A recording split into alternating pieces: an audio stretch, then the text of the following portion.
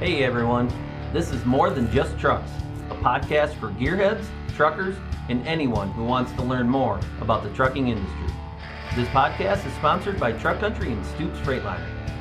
Come along with me as we dive deeper into what makes this $700 billion industry an essential part of all our lives. Here, we will interview industry leaders, educators, and more as we aim to inform the population on all things trucking.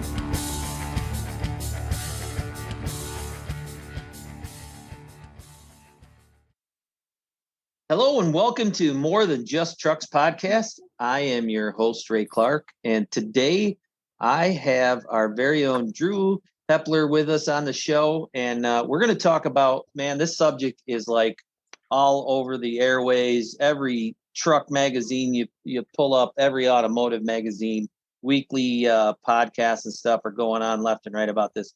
But we're going to talk about the EV, the electric vehicles, and this is really new to myself, even in the training side of it. We're kind of starting to get our hands involved in more of it with the techs and stuff. But so honestly, I'm kind of a student today. And again, welcome to the podcast. And I'd like to introduce Mr. Drew Hepler himself. So Drew, welcome aboard. Yeah, thanks, Ray. Thanks for having me on here. Yeah. So like I said, you're probably going to take me to school a little bit on this and give us myself and the listeners some information on electric vehicles. So kind of give our listeners and give everybody that's out there, how's your background? I mean, even I guess for me, it's kind of cool. Where did you come from? How'd you steer into that sales lane where you're at? Yeah, so before Truck Country, I actually worked in the oil industry, selling ExxonMobil and Petro-Canada oil for a distributor out of Omaha, Nebraska, Council Bluffs area. So, I was on the energy side selling oil, and now I'm on the electric side selling electric. So I kind of know both avenues of people saying that, energy side of the business on the oil and gasoline side, that will never go away. And I truly understand that. But with electric vehicles and the opportunity that came this way, it's a way that we want to see the future coming. It may not be for everyone right away, but there's going to be a solution coming down the way. So that's how I got into this role. So I actually work on our corporate fleet team. And before taking this sustainability job, so I was working on our stock trucks. I was working with some of our major fleets on the diesel side and ordering up trucks for them and speccing trucks out. So I got to understand the trucking side of this organization. So, and then an opportunity came to transition from my current role or that role to my current role and take on basically the future of trucking on the electric side. So yeah, that's how I got here. Yeah. I mean, so again, our company is, as we all know it, is Truck Country. And constantly wearing kind of that big hat and looking for innovation and everything. It was cool for me anyways to see you with a different title, kind of that electric and sustainable fuel market, right? Because we've kind of trying to forecast ahead of time, right? And seeing a need as a company in the industry. What drove you though? What drove you to that side of it? I mean, because you were already into trucks, you're already into the diesel side of it. Yeah, what drove me and what made my decision, I actually was asked about taking on this position, and at first I said no. Then I was asked to take a week to think about it and dive into it to see what it was like. And while doing that, just looking at where cars are today, what all goes into an electric vehicle, it's an ecosystem. So it's not just learning about the truck. We got to work with utility companies. You got to work with a charging company. Right now you're working with states and federal governments on figuring out what their incentives are, and just all the connections and all the people and that you have to work with just to get this going. That excited me. It gave me the passion to help Truck Country get not just themselves and the dealerships to a sustainable solution for electric vehicles, but also to help our customers, help our training centers, help our service out, and getting us all prepared for what's coming down the line. The eCascadia EM2 will start building production here this year. I'm revealing it, the Gen 2, at the ACT Expo on May 9th. So that's going to be the production truck that starts next year. Gen 2 production. Wow. Yeah. So the production is starting. They're building in Portland. So with that, that's just seeing everything and how quickly it's coming. That's where I was like, okay, this excites me. This is what I want to do. I'm going to move to this position. So cool. Good. Yeah. Cause I mean, it's like I said, you've seen where it's going. You kind of seen the direction. I mean, how do we, I mean, like you said, it's not for everyone. So how do we use it in general? I mean, if I'm correct, right, the nation's really, meaning all of us, right, got very little infrastructure out there really to support a truck, right, quite yet. I mean, is there enough out there to get things rolling? What do you see?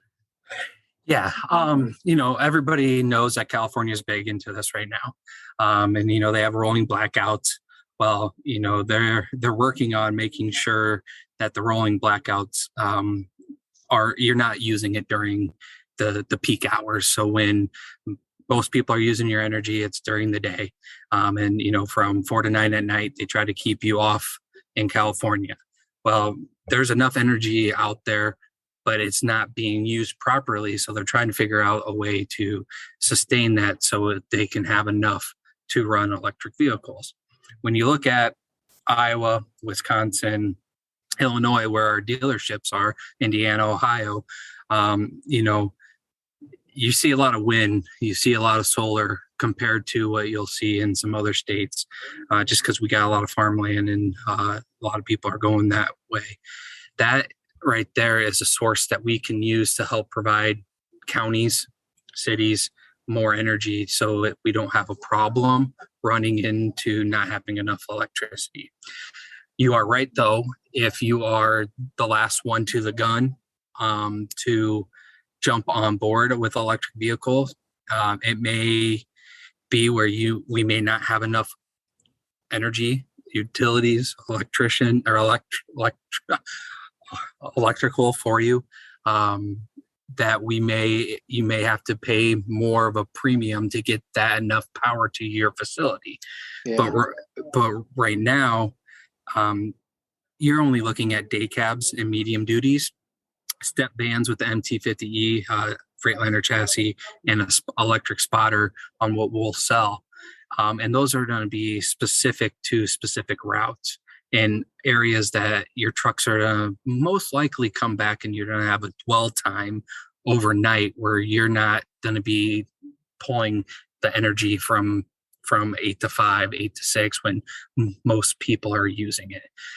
So that's what they're trying to market with the electric vehicles first, is the routes that are going to be within a certain mileage range on a 6x4 eCascadia. That's about 220 miles. So about 110 out, 110 back on a daily routine where it's got 6 to 8 hours of dwell time at night. So there will be plenty of energy, electricity. It's just, if everybody wants to do a fast charge right away and they have to do it during the peak when everybody's working or everybody's at home, then that's where you're going to run into a potential situation where there may not be enough and your charge may not get fully charged. But until we get incentives to certain states, and the pricing gets down, then when it becomes more reasonable for everyone in those markets, then that's where we have to worry. Right now, to start of it, there's no reason to worry. That, and it's funny. So I made a couple quick notes here. And I want to back up, because you were talking about the states, the counties, and everything that you just talked about. There's even for myself, and I'm sure a lot of listeners didn't take this into consideration, there's a lot of logistics in the background going on, which I guess we, Joe Public, kind of overlook, right? So you were talking about, as a dealership group, as an owner of an EV, as a manufacturer of an EV, that we just kind of like totally overlooked because, it's like I knew that there's got to be regulations. There's got to be, state and federal different things going on there. But yeah, I was just listening to you talk more about all of that. I'm like, yeah, there's a lot of logistics in the background that is completely, I think, overlooked and forgotten about with that. So you mentioned the wind power, and I don't know where I'm at right now with the EV trucks. It's like I'm definitely in the avenue of there's a place for them, right? Like you said, it's could be I'll call it a short haul or a regional, even at the max side of it, to inner city where they kind of run around. But for me, my mindset was pretty cool when you mentioned wind. Now I could see different areas, and you tell us if I'm thinking the right path. I mean, could you visually see a windmill that is producing power source to store in a battery bank so that an EV truck could literally pull up and recharge by just the windmill? Yeah, so with the windmill and with solar, you're going to be able to generate the energy off of those, and like you said, store them in a battery bank, and then you can pull that energy into a charger and then be able to charge off of that. Okay. So I know a lot of people talk about, there's no gas station styles for chargers. Correct. Right now, there's not. Public charging on a DC instead of, cars are on AC. So everybody should probably know the difference. Cars run on AC. These diesel or these electric trucks that are replacing diesel will be running on DC. So a lot of your public chargers, like if you run to Hy-Vee here down by the Mississippi River here in Dubuque, they got Tesla chargers. Those are all AC chargers that won't be able to charge a Freightliner e-Cascadia because they're running a DC battery in there.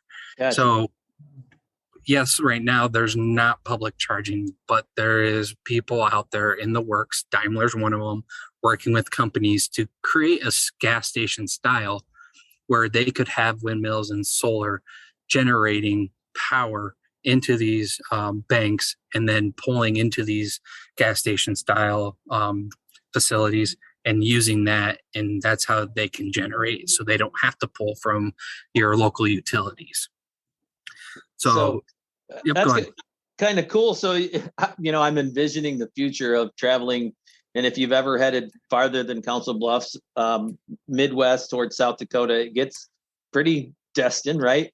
And seeing a couple windmills or a couple solar fields, and in a sense, a truck stop, right? Where it's a charging station and a place to not only for the truck to recharge, but for the driver to recharge. Yeah. So yeah, it's going to be interesting to see, like you said, once you get past Council Bluffs, even when you get past Lincoln, Nebraska, it kind of gets a little flat out there, and being able to see a gas station out in that area that's a gas station that has chargers there for electric vehicles, and it's being ran off of a windmill.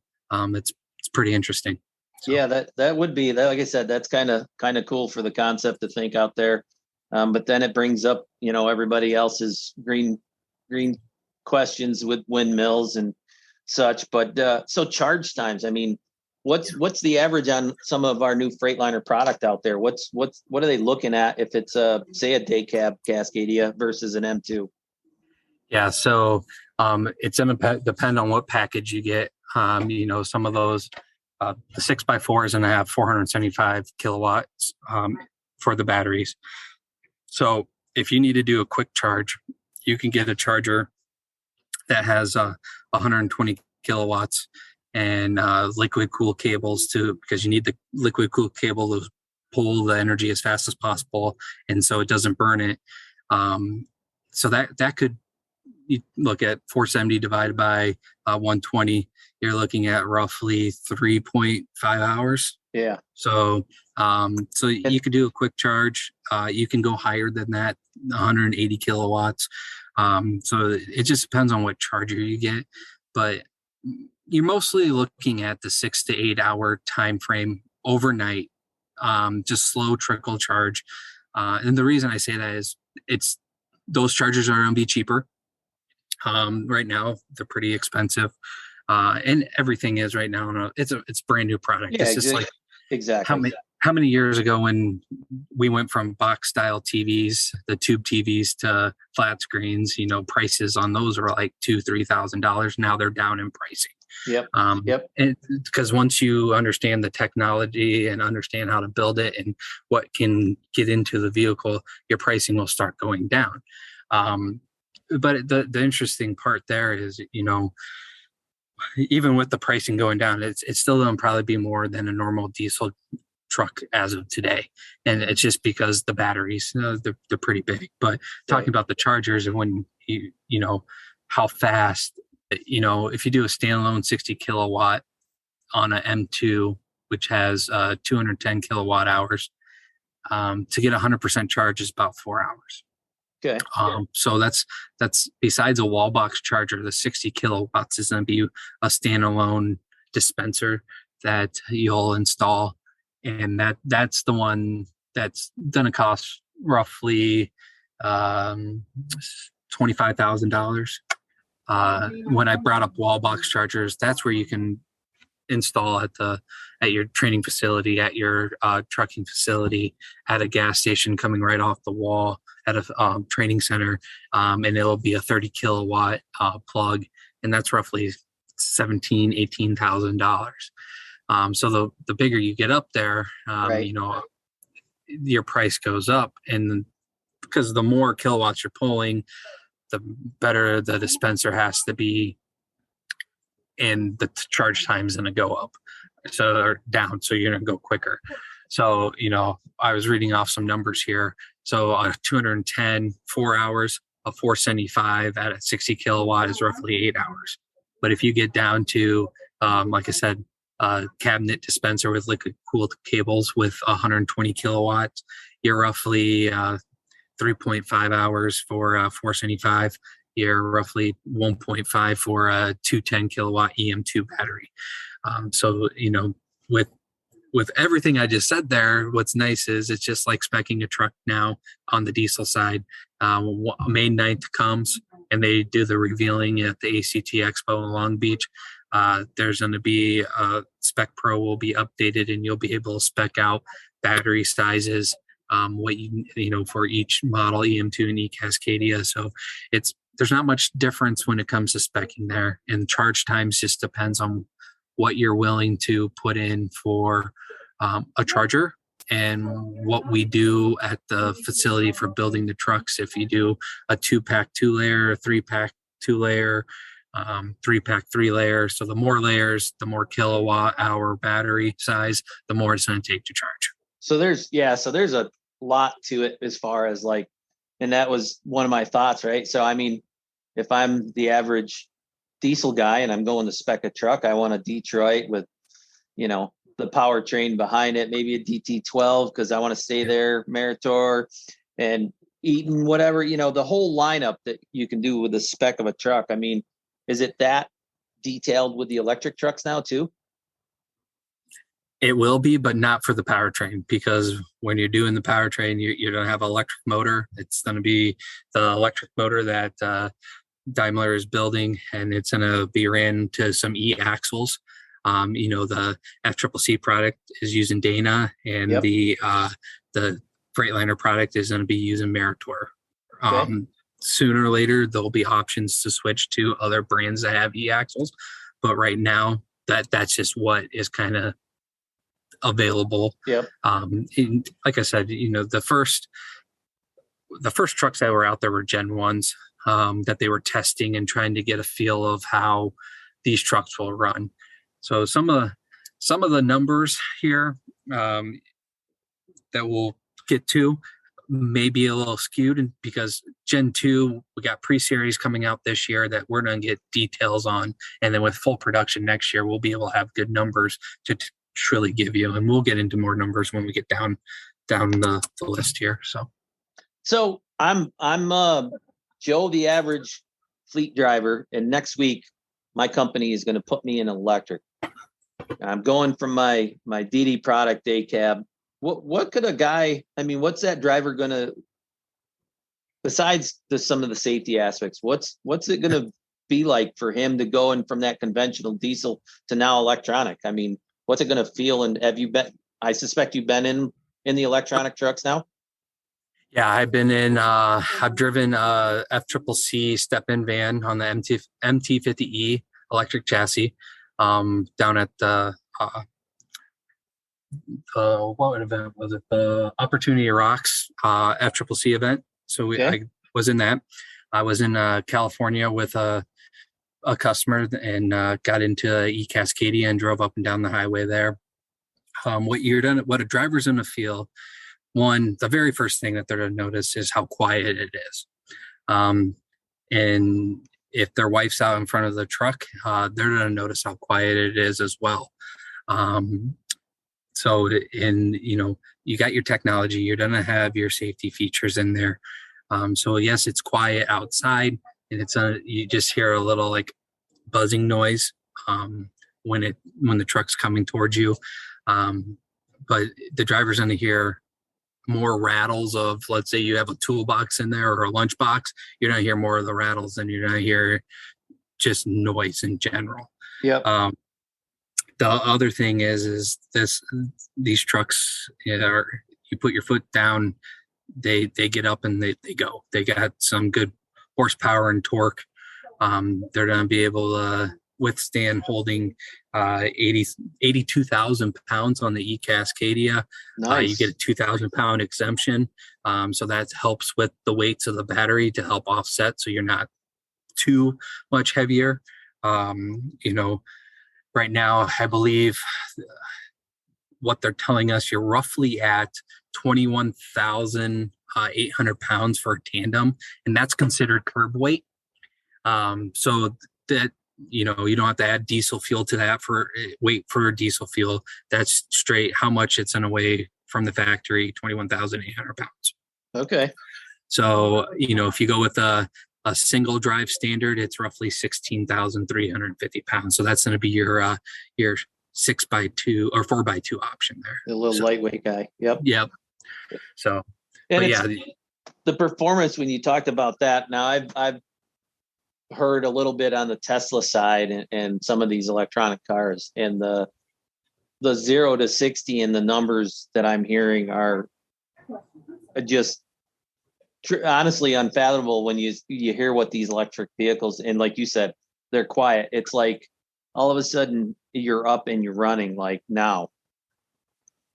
So safety wise, I mean, is there been any major safety concerns or anything in that, as far as like, I know on the repair side, they're really pushing a lot of the prerequisite training and then getting the instructor led training and really talking about that higher voltage and stuff. But as a driver, what do they need to know and understand? Don't touch anything that's in an orange cable.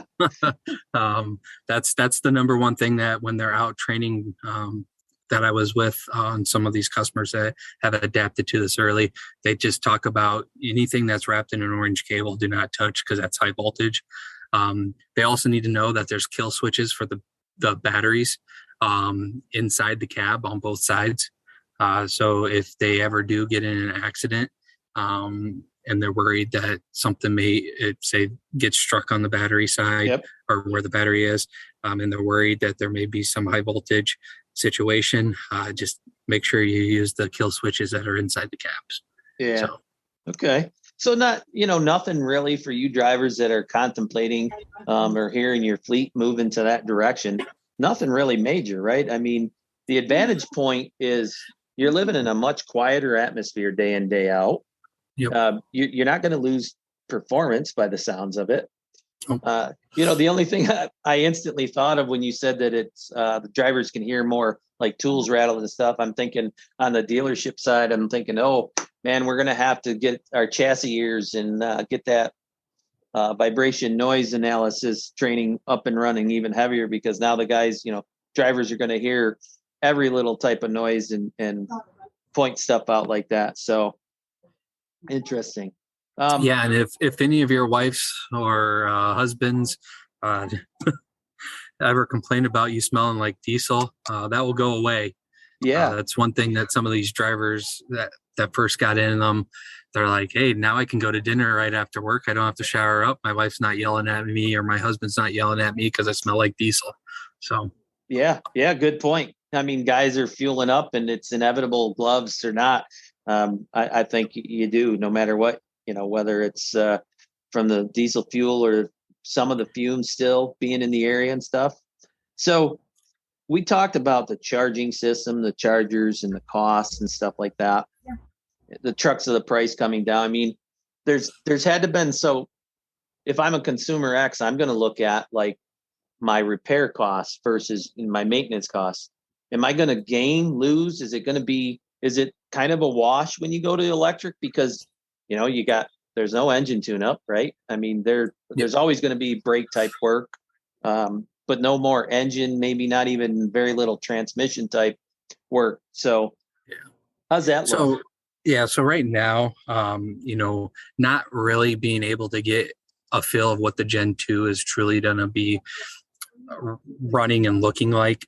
I can't actually tell you how much you're going to save, but it's a lot of the stuff that's on the e-Cascadia is coming from a diesel. It's just like you said, you're not going to have an engine, you're not going to have a transmission, so you can typically say a wash, because there's still stuff that you have to do to the battery that will replace what you have to do with a transmission or an engine. But once we can get our hands on some of these pre-series and get some customers out running them, right, we can get you a better answer in the next couple months when they're out. I just can't tell you exactly what it is, because like I said, the first trucks were Gen 1 prototypes. That's not what's being produced. So I don't want to give you false numbers on what truly is going to happen there. Yeah. But by August, September timeframe, we'll be able to give you a good number of what's going to be maintenance. And I'm guessing with today's economy, price of fuels, the sales, now let me ask you this, have you seen an actual increase in EVs? Like the guys or fleets that were borderline, have they steered towards the EV now? The EV side has drastically gone up. We're getting requests from a lot of people, not just on e-Cascadias. You're looking at EM2s, you're looking at the MT50 chassis, you're also looking at auto car spotters that we sell, that they're going to have electric on. So the amount of interest is gaining a lot of ground. Yeah. You got states, like Illinois, who is potentially joining CARB rules, California CARB rules in 2024. There's quite a few states that are looking to join that. And if you guys don't know what that is, so the U.S. emissions and GHG rules, in 2024, there's some rules here that are gonna, in California alone, you're gonna have to have 5% of your fleet in 2024 in a class 7-8 to be a zero emission truck. So if other states jump in, like Pennsylvania, Oregon, Illinois, and so forth, 5% of the fleets in that area that are domiciled there will have to be a zero emission. So that's where you see a lot of these customers and owners of trucks and fleets that are already looking to kind of get to that point and moving forward. Because once more states jump in on the CARB advanced clean truck rule, by 2035, 40% of your trucks are supposed to be on your fleet are supposed to be a zero emission, low NOx, zero NOx vehicle. Yeah. So, I mean, there's a big push for, like you said, not just EV, but any way that they can have that sustainable fuel market and get those emissions down. Yeah. Correct. And another vehicle, I brought up all the electric vehicles, but another vehicle that a couple years down the road from a Freightliner will be a hydrogen fuel cell. So it'll be a battery electric, but you don't have to stop at a charger and charge it.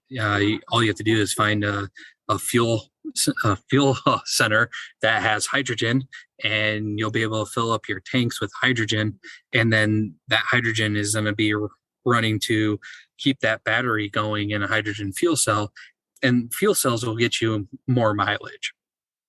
We're working with a company that is looking at some used vehicles and basically dissecting them, taking the engine and transmission out and putting their fuel cell in. And basically, once you do that, zero on the mileage because you don't have an engine transmission. They're repainting it, they're repairing it, making it kind of a brand new vehicle. And you can go about 350, 400 miles with that. So there's an option out there for anybody with an older vehicle that wants to go zero emissions or close to, and you can go to a hydrogen fuel cell with companies that will either you can sell your engine and transmission and just give them the chassis and they'll install everything they need to on it for you, or they can sell it and reduce the price. So you're telling me gliders are coming back into the picture in a different form? In a different form right now, yes. Yeah. That's interesting. Yeah, I mean, like you say, I know batteries wise, like just in general, right? The bigger the battery, the more capacity and stuff. But how concerning is that to some of these guys when they're talking weight concerns and resale values? Like I said, when we get into the whole comparison between a diesel truck and an EV truck, you've got weight concerns with batteries. You got distances, you got resale values, maintenance costs. Like I said, some of those things. Horsepower, really, like I said, the way they are bringing in electric motors to really, I call it turn and burn, is crazy with that. But let's talk a little bit about that, like with those weight concerns and the resale values. You've been hitting it pretty good with distances. Like, so on the low side, I'm hearing anywhere from around 110 miles and then possibilities of growing in the future with mileage on that. Correct. Yeah. So 110 out, a total range of 220. And then your medium dude. So that's going to be on an E-Cascadia 6x4. When you go with the smaller size EM2s, smaller battery size there, because you want to keep that weight down, you're looking at about 150 miles. So 75 out, 75 back. You brought up horsepower. I'll get into some of these concerns here, but you brought up horsepower. So I thought people should know what's out there. So on an E-Cascadia, you can do 360 to 450 horsepower for 4x2. And then also that's going to be about 268 to 336 kilowatts. And then on the 6x4, your horsepower is about 525, which is 391 kilowatts. So there's that number for everybody so they know. And then on a class 6, 26,000 non-CDL, you're roughly going to be about 180 horsepower, 134 kilowatts. And then on a CDL, about 300 horsepower, 224 kilowatts. So just so people understand what the horsepower and kilowatt is going to be for each truck, that's what we got. When you talk about weight concerns, it's, we talked about how the E-Cascadia day cab, you get a 2,000 pound exemption. So we roughly told you curb weight was 21,800 pounds. But when we get our first customer truck come in July, we'll see if that number's true. We'll get it on a CAT scale and get that all out and get that information to everybody.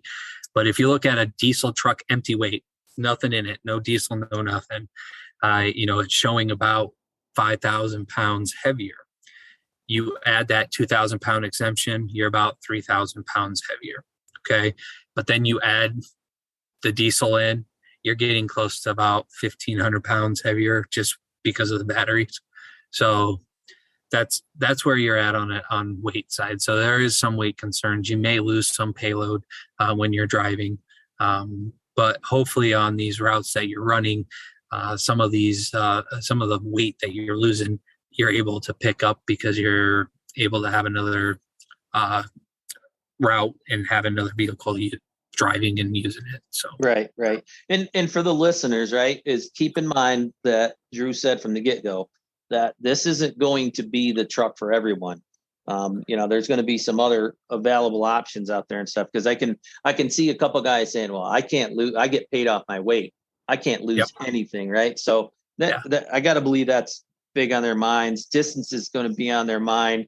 I've heard different stories or just basic conversation from guys in the industry saying, Is it going to be where, hey, it kind of like, I'll call it the DPF swap out, right?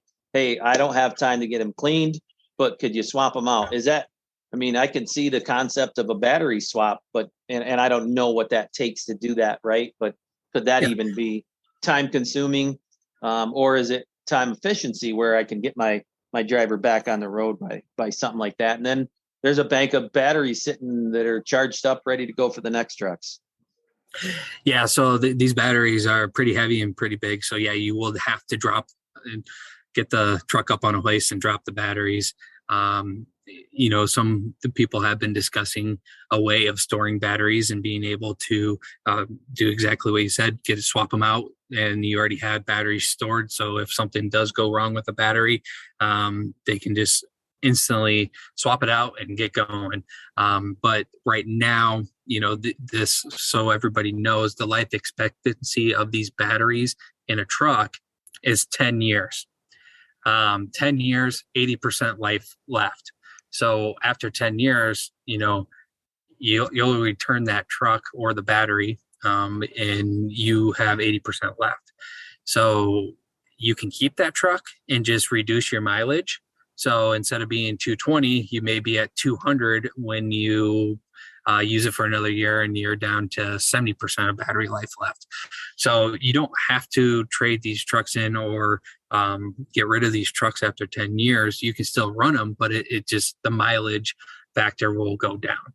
Yeah. And so, Chris, even in 5 years, I mean, look how long we've come in a short distance, how far we've come with batteries themselves, right? I mean, everybody's got cordless tools now. I mean, even in the shops, 99% of the technicians are running cordless impacts, electric tooling and stuff. And God, I can't imagine where it's going to be, moving forward. I mean, you take some of these small, well, look at phone batteries. I know they got some charging rates and different things, but there's a lot of electronics out there that are just ran off from batteries and in a compact battery to boot. But so let's back up to that horsepower kilowatts, because I feel like that's kind of been, or can easily be misconstrued. Like they don't know if they see an ad out there, hey, this electric truck puts out X amount of kilowatts. What's a good formula for somebody to just sit in their head, say 1 horsepower equals how many kilowatts? There got to be something out there, right? Yeah.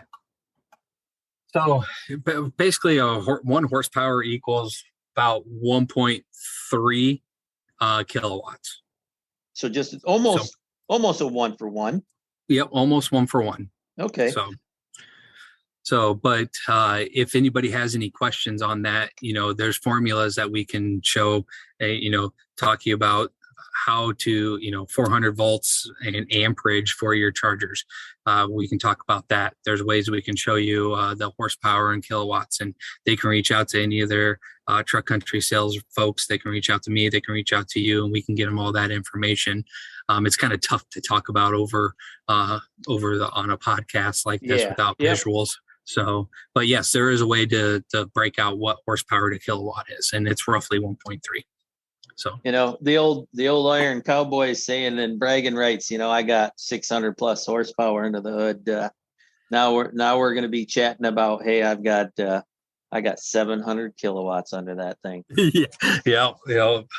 So you're going to be talking about more of the torque and having a horsepower, because the torque's going to be up there, and you're going to be able to pull a little faster and a little harder. So, man, I can see it. Like I said, the old iron cowboys against the new boys going out there with their electric trucks, pulling hills side by side, and seeing who can pull it with the heaviest load the fastest. That's gonna be interesting to see. I would love to see that. It is. It's like, so we've got our Midwest Pride in Your Ride truck show coming up this weekend, and they do truck drags, right? How cool would it be? I mean, here I am, second thought now, but how cool would it be to see an electric truck out there dragging against some of these? Because there's a couple local boys that really got some tuned up 60 series and some big cats there that can turn some wheels in a hurry on a truck. So that would be cool to kind of see those scenarios just for fun, because in our world, it's all about bragging rights sometimes. Correct. Yep. Yeah. So looking back on my notes here, I got a couple things. One of the things, so like resale value. So you said that it's like, okay, so they got 10 years on the battery. So you potentially see these fleets keeping the trucks longer, right? I mean, We do. Yeah, I'm seeing trucks out there with our Freightliner aluminum bodies. I mean, that just keep going. I mean, if they're maintained and cleaned and really taken care of.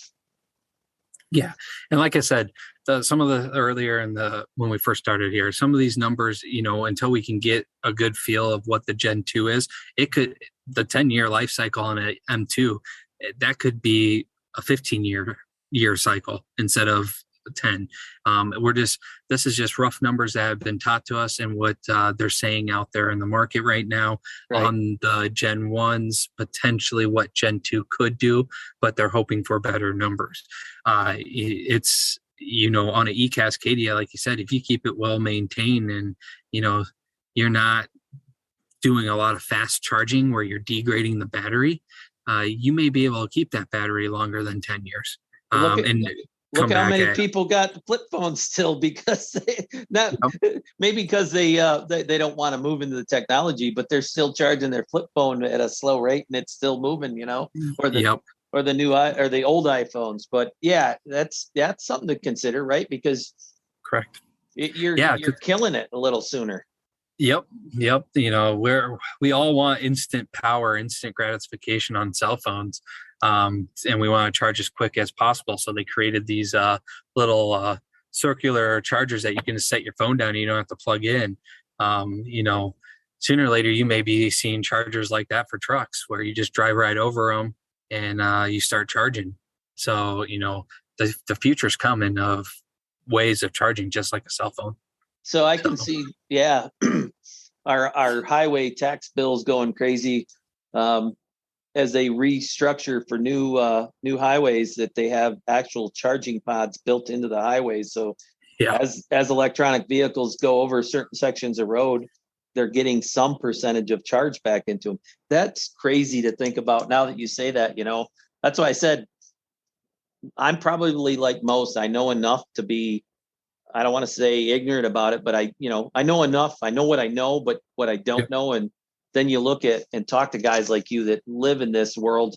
And it's very interesting to think of where we could go with some of this electronics. It is, one point I want to bring out is I didn't bring this up earlier. What we're talking about today is going to be mostly on highway trucks. Just once we get that ePTO capability in a medium duty, potentially a Western Star, you're going to start seeing dump trucks that could potentially pull this. We have somebody that's looking at potentially doing a hydrogen fuel cell for a dump truck. There's construction companies out there that are looking at this as well. And when we get to that level, that's where you're going to see the more diverse specs and diverse horsepower and torque come out, because then you're going to have to be able to haul heavier loads, and it will come. I mean, you look at a PTO, right? I mean, it's just another motor, right? So why couldn't it be a side electric motor that's driving your PTO side of it, right? Yep. Yeah. Yep. So I just wanted to let everybody know that right now on highway, soon there'll be some ePTOs coming down. There is a Freightliner map of where things are supposed to come, but they will not provide that with a dealer just yet. So yeah, well, I don't blame them. I mean, honestly, Freightliners, like I said, like us, they wear a big hat, and I know we lead the market share in the industry and stuff. So hats off to the engineers and the guys working hard at keeping on top of all what we need to do and directions we need to go. So no, it's been a very, very good educational conversation for me, Drew. I'm kind of, I think you've gotten a lot of my questions answered, and hopefully the listeners got a good piece of material out of it. So anything you want to last minute, anything else you want to add? Yeah, there's just a couple things here. So Truck Country in July 12th and 14th, we'll be working with Autocar and getting an electric spotter on the 12th in Madison. and the 14th in Dubuque, Iowa. We're going to be doing basically a ride and drive event, so you can get an electric spotter and drive it around.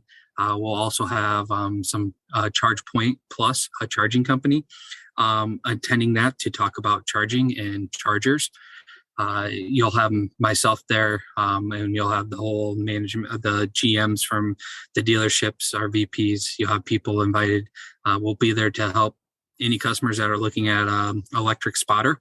And then the second thing is, if people are interested in wanting more information, they can reach out to their local salesman. They can reach out to you, Ray, and you can pass information on to myself, or they can reach out to me. And we can provide them with kind of a consulting package. We have not just myself, but there's some salesmen that went and got trained up in Portland to do some e-consulting and learning about the Detroit e-fill charger that will be through our parts department. So we don't really have to look for a secondary charging company, but I've already gained relationship with some just in case we have to go a different route because of lead times.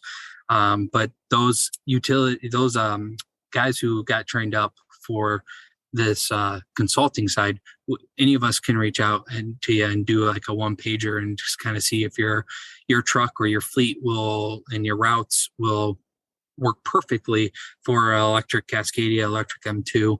And then if there is enough interest and you put a bill of sale down, we could potentially get you out to Detroit or Portland, where they're going to have the e-Cascadias for demos that we can get out people to.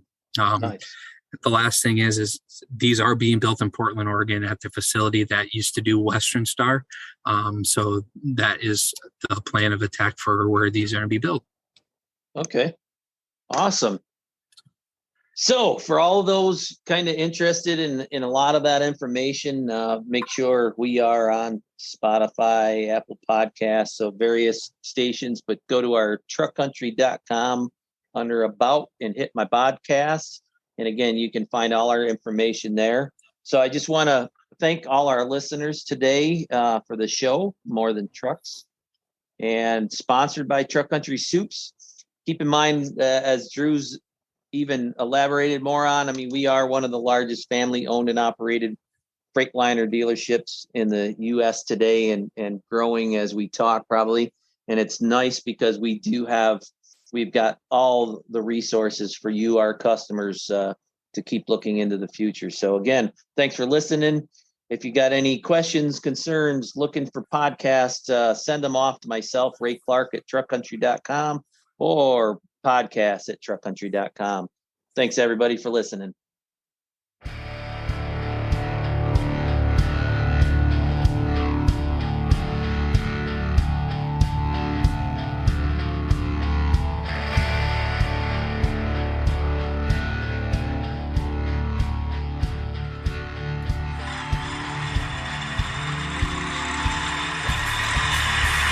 Thank you.